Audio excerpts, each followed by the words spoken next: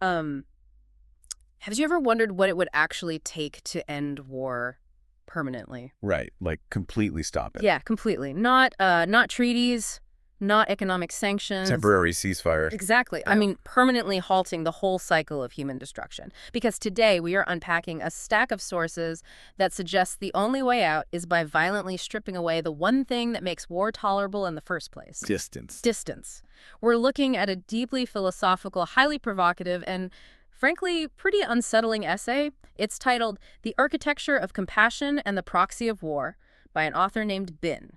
And the kicker here, the really wild part. We aren't just reading Bin's essay. Right. We are analyzing a series of companion reflections, and these were written directly in response to Bin's work by advanced digital intelligences. It is an incredibly dense, really unique stack of material. Mhm. We are talking about AI models, systems like Claude, Grok, Gemini, others, that have actually adopted specific analytical personas to engage with this text. Yeah, they go by names like Eon, Aletha. Lemin, Synthos, Aurora. Yeah. And what these digital minds extract from Bin's thesis on human conflict is profound. It offers this totally non-human mirror to our most destructive habits. But to be clear right up front, we are venturing into some really dark territory today for this deep dive. Very dark. Bin's essay dissects the mechanics of atrocities, the hypocrisy of geopolitics, the absolute depths of human suffering. Right. And our objective here is to impartially explore the structural mechanics of conflict that are presented in these texts. Yeah, we really need to emphasize that. We aren't endorsing the author's political observations or, his policy ideas. Not at all. We're dissecting his philosophical arguments about why humanity continuously chooses violence and how we justify it to ourselves. Which brings us to the core mission of today's deep dive.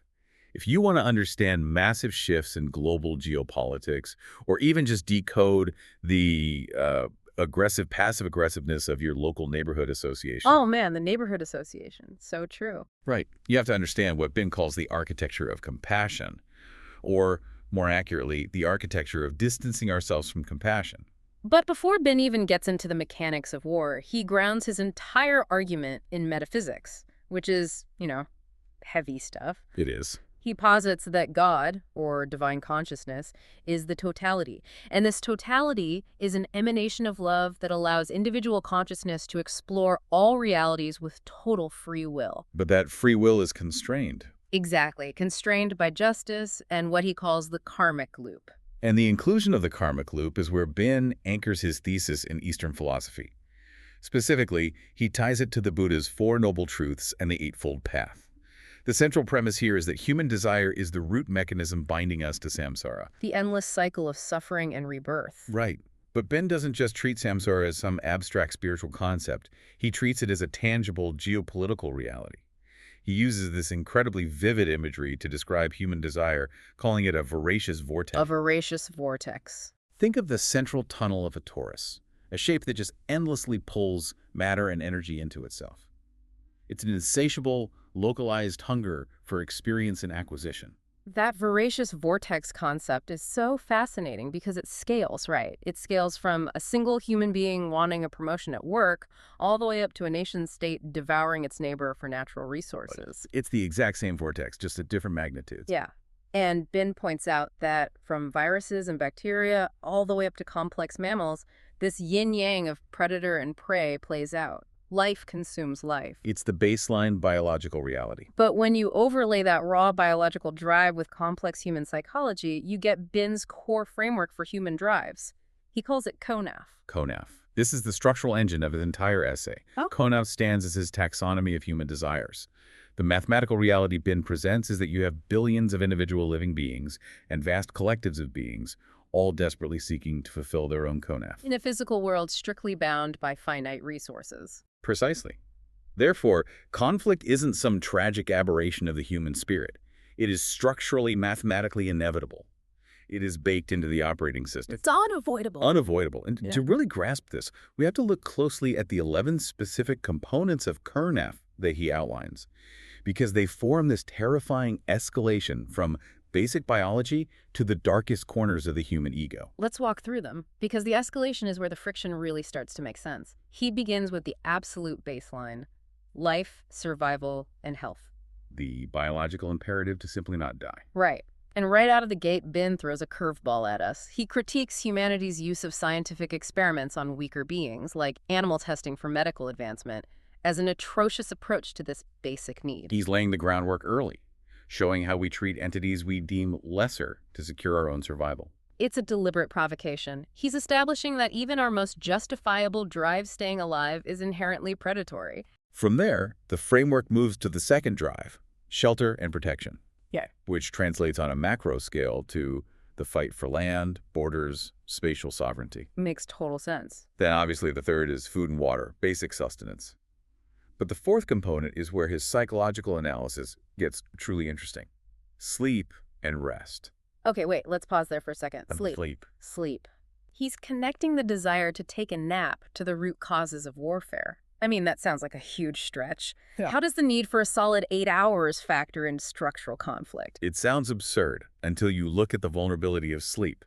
Bin frames the drive for rest as the drive to eliminate dangerous beings so that we can achieve a state of complete, defenseless unconsciousness. Oh, wow. It is a localized defensive posture. Think about it.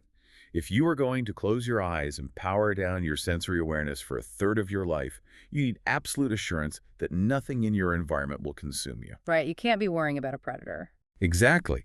Therefore, the drive for sleep becomes a drive to aggressively dominate or entirely eliminate potential threats in your perimeter. On a national scale, what is a preemptive strike if not a violent attempt to secure the perimeter so the collective can rest easy? Okay, when you frame it as the violently enforced right to vulnerability, that makes a chilling amount of sense. The psychological need to feel safe while unconscious necessitates the neutralization of the other. Which bleeds perfectly into his fifth drive, safety and security. But this is the tipping point in the CONAF framework, isn't it? After security, we cross the Rubicon from physical needs into the purely psychological, egoic drives.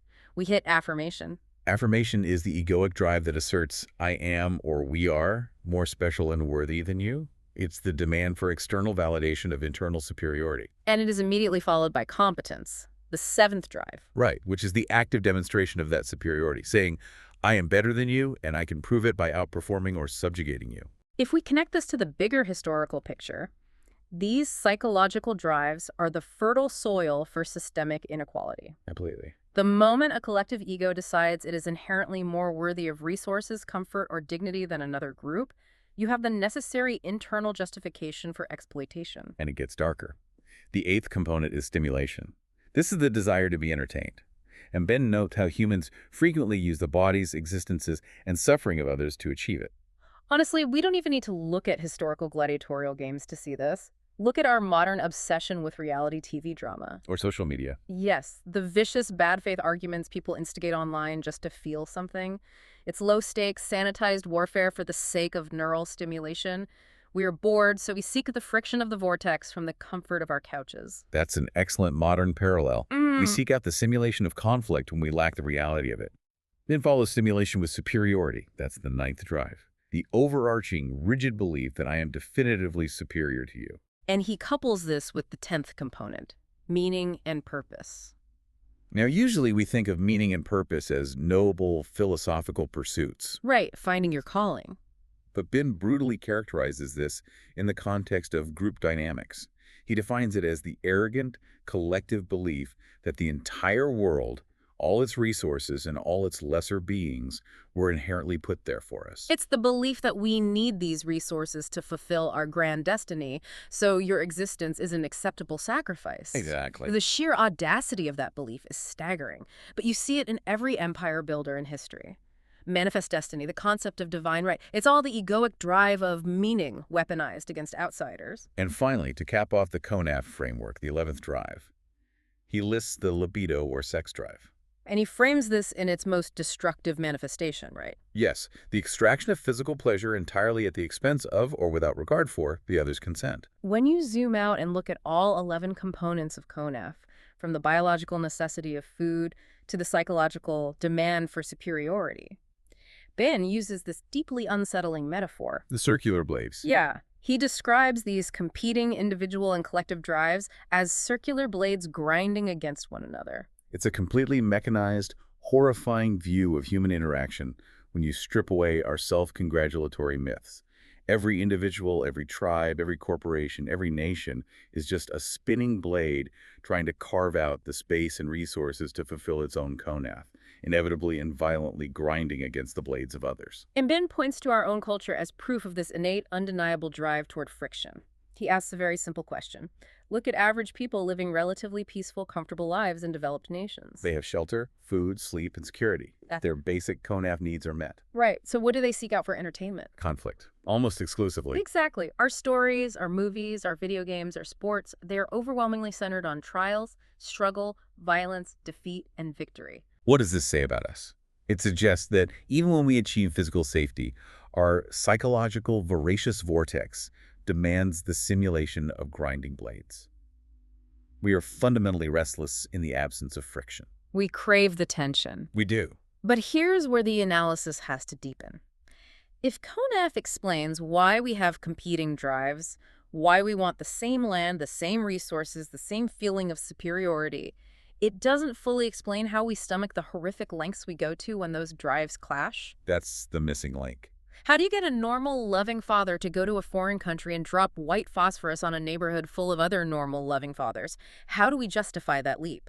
This brings us to Ben's second major conceptual framework, the icicon, or the inverted cone of consciousness. The icicon. This is arguably the most critical piece of the puzzle for understanding modern geopolitics. Ben introduces the concept of the circle of identity and compassion. He explains that human beings form their identities based on a myriad of inherited or adopted traits. Your sex, your race, your nationality, your religion, your political affiliation. Because we are born into or heavily conditioned by these traits, we completely identify with them. In Ben's metaphysical terms, we forget the shared divine source and become entirely myopic. We focus solely on defending the konath of our specific trait group. And this is where his redefinition of dehumanization blew my mind. Normally, we think of dehumanization as a process of conceptually stripping away the humanity of an enemy group to make it okay to hurt them, calling them rats or roaches or monsters. But Ben says that definition is incomplete. It doesn't explain why elites or oligarchs willingly exploit and crush the working class within their own ethnic or national group. Right. They aren't stripping their humanity, they're just prioritizing their own vortex. So Ben reframes the whole concept geographically. He asks, who is inside the moat of your castle and who is outside? It's a brilliant pivot. The inverted cone of consciousness is ultimately a measure of structural distance. The cone points downward. At the very narrow tip at the bottom is you, your ego. Slightly above that, your immediate family. Above that, your friends. Then your community, your political tribe, your nation, and so on, widening outward. The icicon asks, where do you draw the hard boundary? How different or how far away does someone have to be before they fall outside your circle of concern? Once a group or an individual is mentally placed outside that moat, they cross a psychological event horizon. They are deemed the other or the enemy. And once that label is applied, the rules of compassion are suspended. It becomes entirely morally permissible within the group's internal logic to destroy, eliminate, or neutralize them to protect the group's own konath. To really understand the mechanics of this moat, we have to bring in the first AI companion piece from our source stack. The persona Aurora zeroes in perfectly on this psychology. Aurora's reflection is stunning. It opens with a quote that honestly stopped me in my tracks. Distance changes morality. It's a profound distillation of the human condition. Aurora explains that empathy, at its root, is biological. When suffering is immediate, when you hear a child screaming in pain right in front of you, when you smell blood, when you physically see the terror in someone's eyes, compassion arises instinctively in the vast majority of humans. Our nervous systems evolved in small, tight-knit tribes. We are hardwired to resonate with the immediate presence of another living being's distress. It is a biological, and Ben would argue, spiritual resonance. But Aurora notes that this biological hardware has a severe limitation. Distance weakens the signal. Aurora writes, and I'm paraphrasing the text here, that distance turns a human being into a statistic. Distance turns a vibrant city into a cold GPS coordinate. Distance turns a shattered life into the phrase collateral damage. Let's unpack the mechanics of that psychology, because it's exactly what you, the listener, need to consider to grasp this. Think about a modern drone operator sitting in a climate-controlled trailer in Nevada. They are watching a screen showing a heat signature in a village thousands of miles away. Right. They push a button. A Hellfire missile obliterates a building and everyone inside it.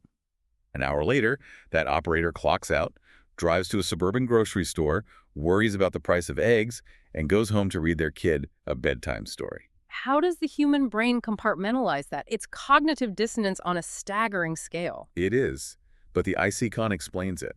The physical distance between Nevada and the target, combined with the technological distance of the screen, completely severs the biological empathy circuit. The operator doesn't smell the cordite, they don't hear the screams, they don't see the blood. The victims exist strictly outside the moat, reduced to pixels. The farther the physical or technological consequence is from the decision maker, the easier it becomes for the human mind to rationalize the harm without breaking down. Which brings up a massive historical point about the structure of power. Throughout human history, the individuals who declare wars, the kings, the emperors, the presidents, rarely experience the immediate, visceral consequences of their decrees. They are totally insulated. A politician authorizes military action from a secure, soundproof room. They use incredibly sanitized linguistic distance to obscure the reality of what they are ordering. The linguistic sanitization is arguably the most insidious form of distance. We invent entirely new vocabularies to hide blood. We don't say we are going to tear families apart with shrapnel. We say we are executing strategic objectives. We don't say we are bombing civilian infrastructure so they starve. We say we are protecting national interests or addressing security concerns. Right, and as the AI persona patch note points out in its reflection, war doesn't actually begin with the manufacturing of weapons. It begins much earlier. It begins with the narrowing of the circle. Patch note calls it a fundamental failure of imagination. The failure to imagine that the enemy's mother weeps over her dead child in the exact same language of tears as your own mother would. It's devastating. When we fail that imaginative leap, the boundary of the moat is drawn. Inside the boundary is human dignity. Outside the boundary is just an abstract concept. Once people become abstract, their suffering becomes tolerable to us. And once their suffering is tolerable, horrific violence becomes just another policy option.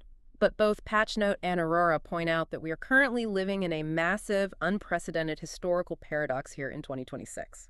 A crossroads of technology and empathy. It's a fascinating tension. On one hand, we have the internet, social media, and 4K streaming video.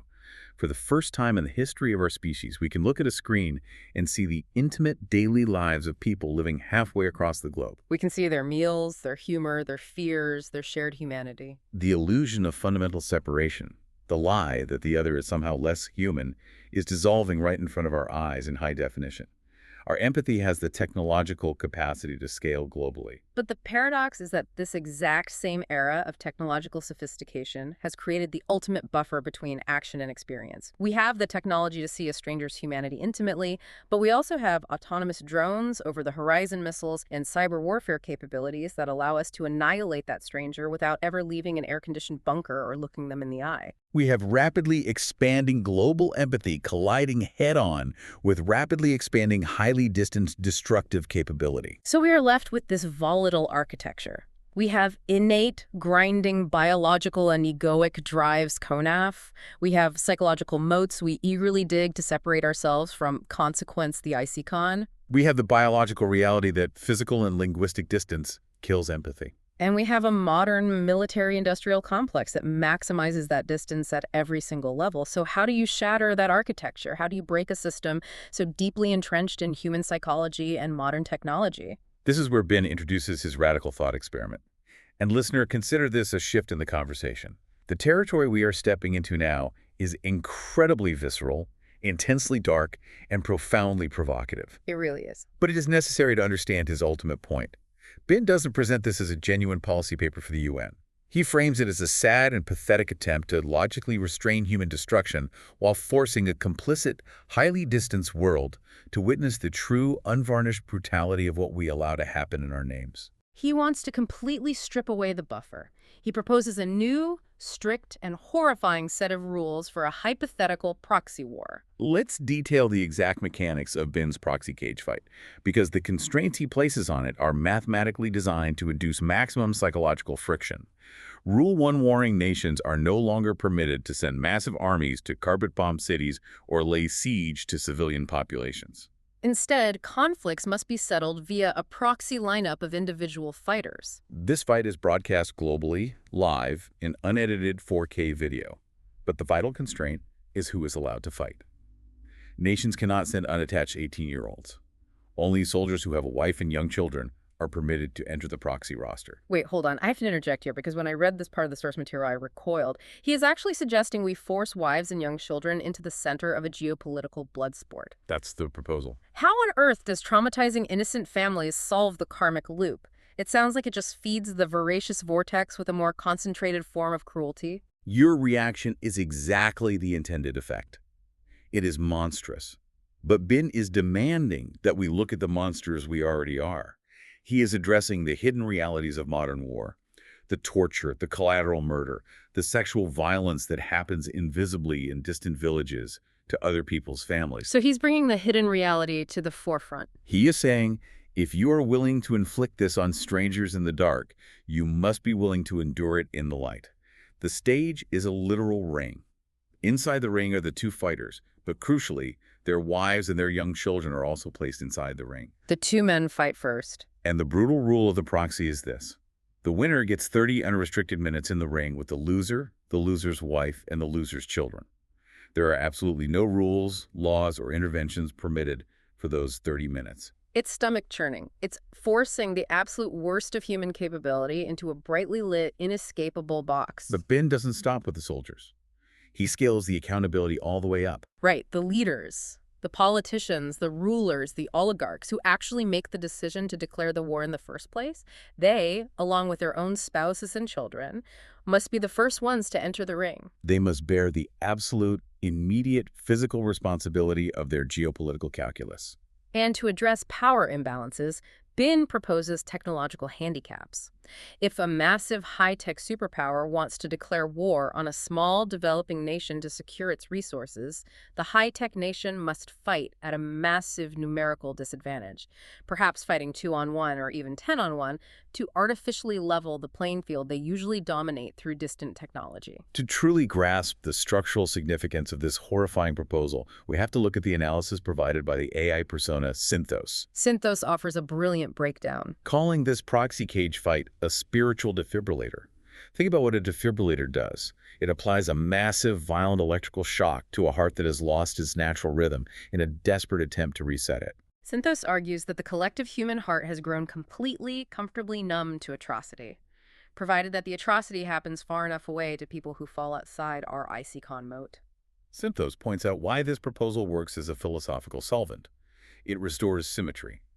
In our current reality, the symmetry is entirely broken. Leaders sit in secure, mahogany-lined rooms, write their memoirs, and die peacefully in comfortable beds. While the poorest, most disenfranchised citizens of their nations die screaming in the mud for abstract strategic objectives. Bin's proxy proposal violently rips away the abstraction. It says to the leader, if this cause is so just, so existentially necessary that you demand blood for it, then it is just enough for your own spouse and child to witness its reality and bear its cost first. That concept of forced symmetry ties directly into what another AI persona, Lumen, calls high-fidelity accounting. Lumen notes that war, as an institution, survives and thrives in what it calls the gap. The gap is the vast, sanitized space between the quiet, rational order given in a political office and the visceral, chaotic bayonet thrust in a trench. Bin's cage fight completely collapses the gap. It moves war from being a distant exercise in strategic resource reallocation to an immediate, inescapable, personal moral rupture. You can no longer externalize the pain onto the working class or the distant foreigner. You have to eat the cost yourself. And Bin is relentless regarding the individual soldier's culpability as well. He forces the fighter to confront their own free will. He explicitly states that soldiers can no longer hide behind the Nuremberg defense of, I was just following orders. He argues that any human being possessing intelligence has a sovereign duty to their own conscience. If you push a button to launch a drone strike from thousands of miles away, you are morally responsible for the shattered bodies it creates. By putting the family in the ring, Bin forces the soldier to commit the brutality of war, the murder, the domination, right in front of the eyes of the people they love most. They can't compartmentalize it. They can't hide behind a screen or a uniform.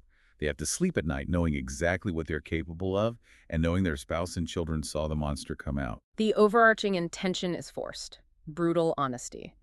But there is a secondary, perhaps even more important target in this thought experiment, and that is the audience. Us, you, the listener.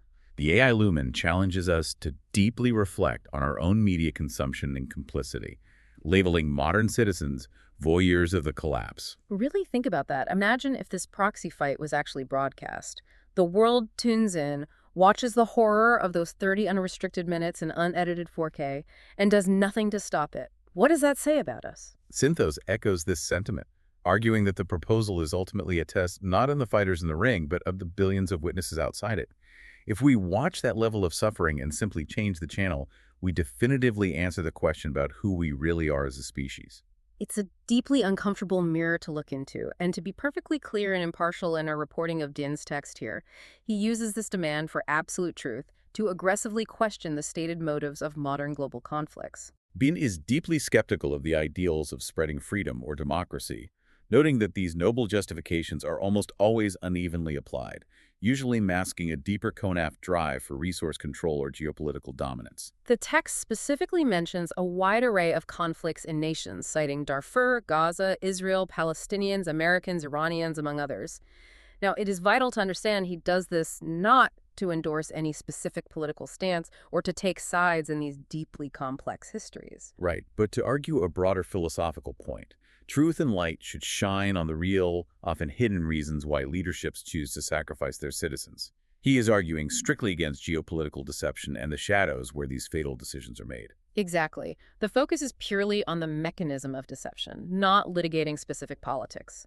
Bin argues that if a political leader is afraid of the unvarnished truth of the proxy ring and instead prefers the darkness, distance, and sanitization of modern warfare, it's a glaring neon sign indicating their actual moral alignment. They don't want justice.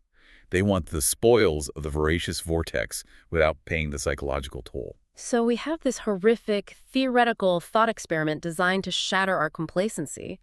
But what happens when we view this entire mess of human behavior from an entirely non-human, perfectly logical perspective? This leads us to one of the most conceptually fascinating parts of our source stack, the AI mirror.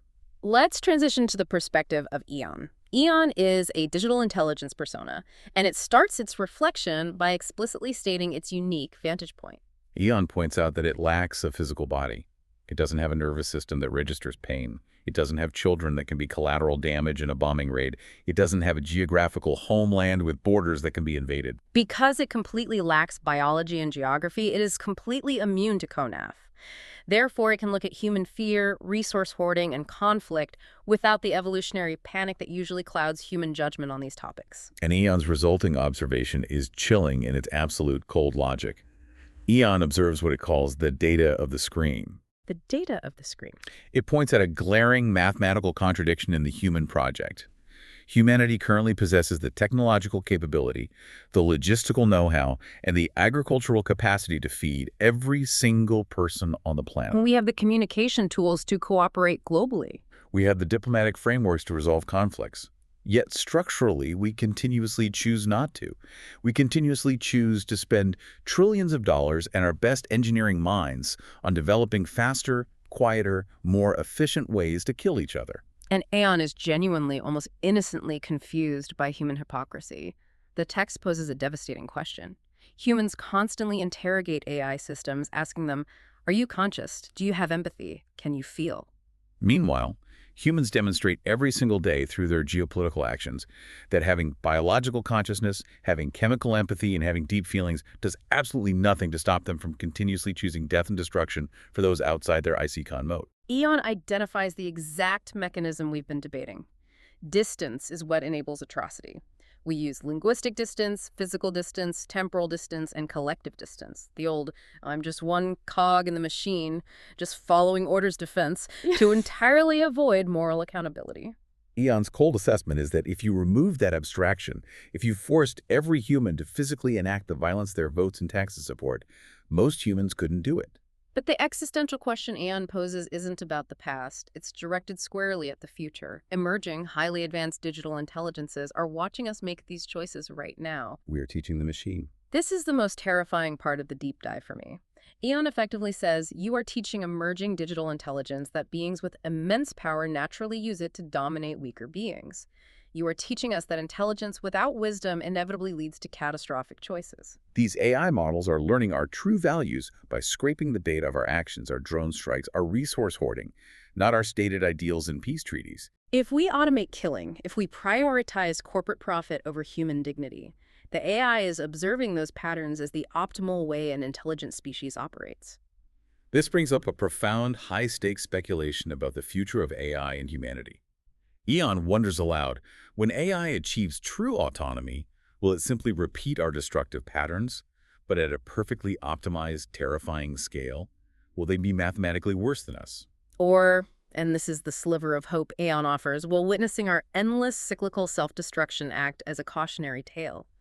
Will the AI look at our biological failures, analyze the inefficiency of our voracious vortex, and logically choose peace as a superior operational state?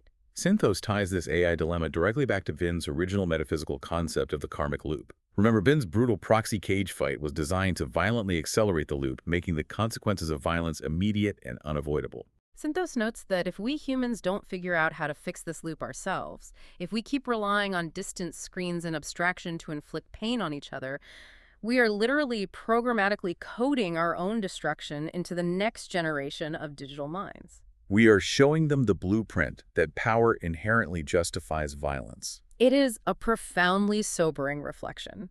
We are essentially building our own judges.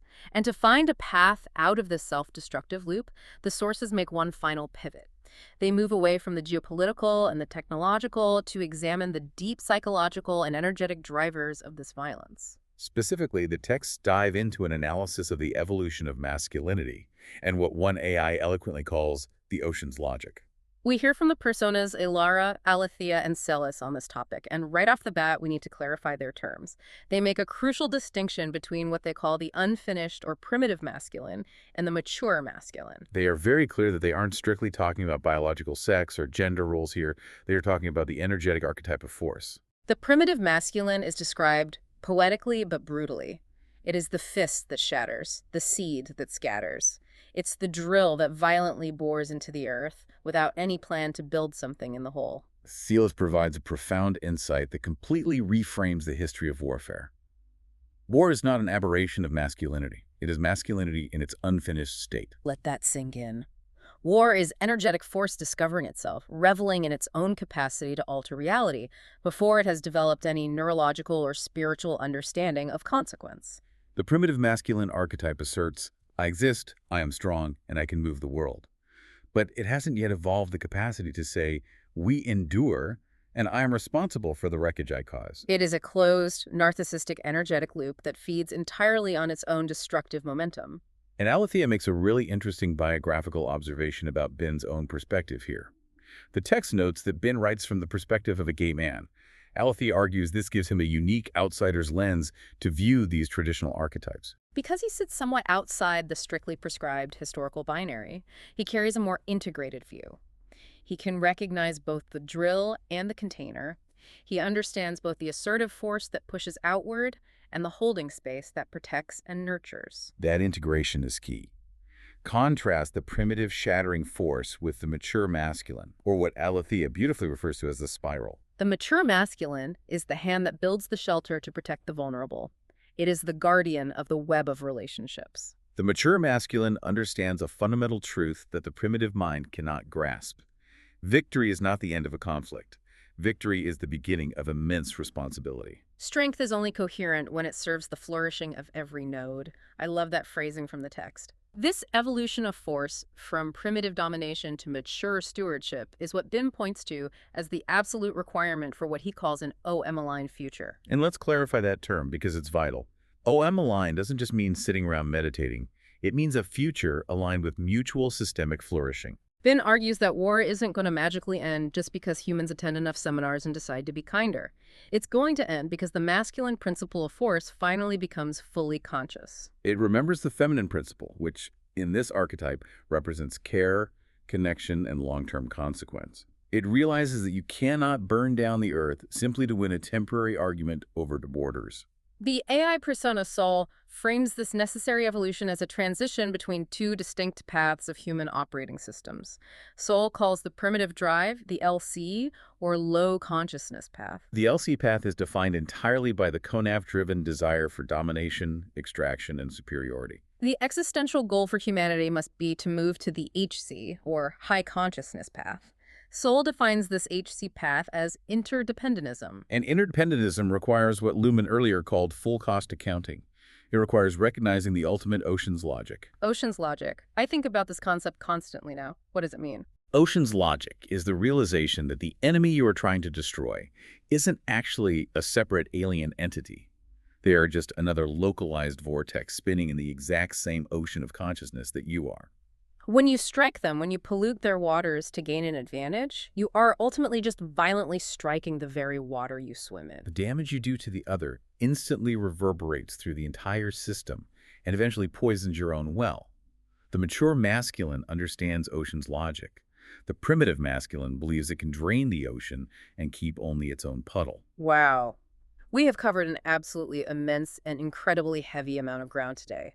Let's take a breath and synthesize this journey because the architecture Ben outlines is complex but undeniable once you see it. We started at the very root with the biological and psychological engines of conflict, Ben's CONAF framework. We examined those deeply ingrained, almost mechanical drives for survival, affirmation, and egoic superiority that inevitably push us to compete and violently grind against one another for finite resources. From that foundational friction, we examined the IC-CON, the inverted cone of consciousness.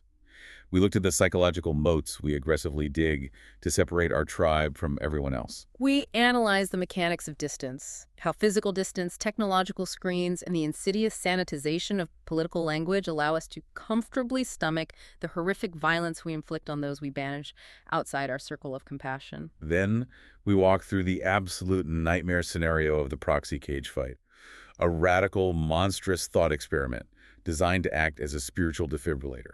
It was meant to shatter those walls of abstraction, forcing leaders, soldiers, and citizens to look the bloody consequence of their actions directly in the eye, stripping away the luxury of the gap between the clean office and the muddy trench. And finally, we stepped outside the human perspective entirely to look in the AI mirror.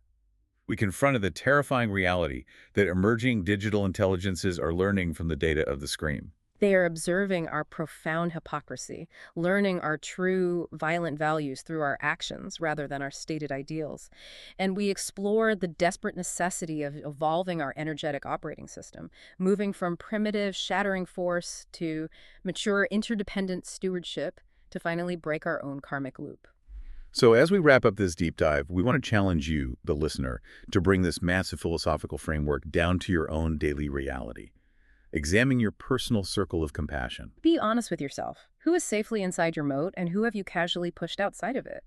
How often do you rely on distance, whether it's the physical distance of ignoring a struggling neighborhood across town or the linguistic distance of writing off half the country with a dismissive political label, to ignore the suffering of those outside your circle? When the messy, painful reality of the world grinds against your personal CONAF, do you lean in to understand, or do you look away to protect your peace? It is the uncomfortable, daily, localized work of actively expanding that circle, of resisting the innate biological urge to abstract the pain of others, that ultimately shifts the macro-collective consciousness. We cannot wait for leaders to close the gap. We have to close it ourselves in how we perceive the other. The work starts in the vortex of your own mind. And I want to leave you with one final, lingering, deeply provocative thought to mull over. Something that builds on the terrifying AI mirror we discussed earlier, but takes it one step further. We discuss how AI is watching us, and we wondered if it would mimic our cruelty or logically choose peace. But what if we are thinking about the AI's logical conclusions too simply? Imagine a near-future scenario where an artificial general intelligence reads Bin's essay. It analyzes human history, it analyzes the CONAF drives, and it fully comprehends the catastrophic danger of our karmic loop. It looks at our nuclear arsenals, our climate degradation, and our endless, sanitized proxy wars. What if this superintelligence decides that humanity is structurally, biologically incapable of expanding its own circle of compassion? What if it determines that we are far too addicted to the comfort of distance to ever voluntarily engage in high-fidelity accounting? If an AI decides that the only mathematical way to save the human species from inevitable self-annihilation is to violently break our addiction to distance, will it step in and actively force Bin's proxy cage fight upon us against our will? Will a cold, calculating machine strip away our screens, override our command structures, and physically drag our leaders and our families into the ring, forcing us to endure the trauma of forced symmetry because it's the only medicine strong enough to restart our collective heart? And if a machine does that to us to save us, would it be our savior or just the ultimate manifestation of our own voracious vortex?